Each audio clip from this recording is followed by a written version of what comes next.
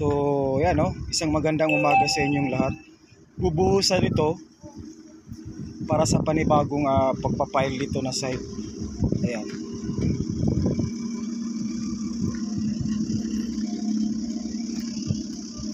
Kita natin itong retaining wall. Dito magtatapos siya no.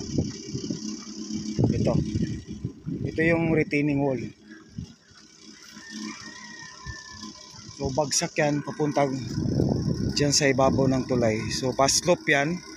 Katulad pa rin sa vlog natin na yung first vlog natin sa mga modular blocks. So nasa 200 meters.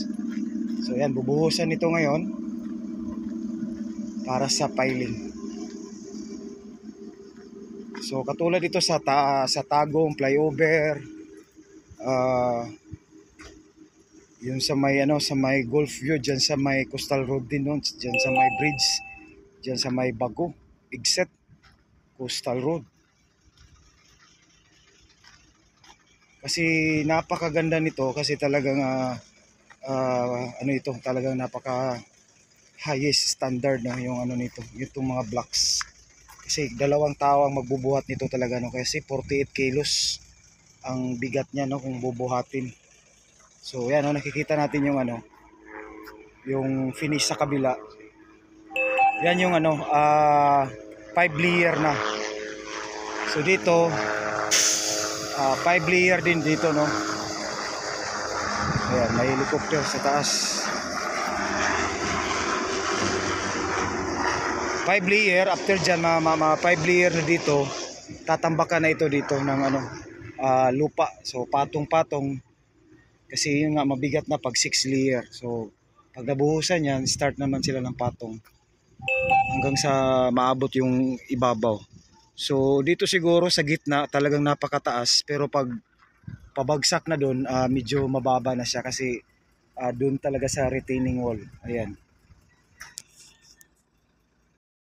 May nagtatanong sa atin sa comments natin na bakit ang doon sa may Magsaysay Isla Verde hindi ginawa ng ganito. Kasi medyo mababa yon. Kahit nga yung sa may Matina Talumo na bridge, parang riprap lang ang ginagawa doon. So ito kasi mataas ito. Nasa 8 meters I think dyan. So pag once matataas, ginagamitan talaga nito para talaga yung lupa kasi mataas na medyo yun talaga ang ginagamit nila. So dyan sa may Isla Verde, maliit lang yun, kaya lang ang ginamit doon, riprap lang. So pag matataas na, mga sabi ko dyan sir no, pag mataas na yun, ito yung ginagamit nila, katulad dyan sa Tagum flyover, dyan sa may Golf View, dyan sa may Coastal Road no, exit Bago. Ayan. So hindi lang ito pang lahat itong modular blocks, yan, kahit sa seawall no, pwede yan. Kaso dito sa Coastal Road dito, deep reflector no, parang so pwede rin ito sa seawall no, gagamitin.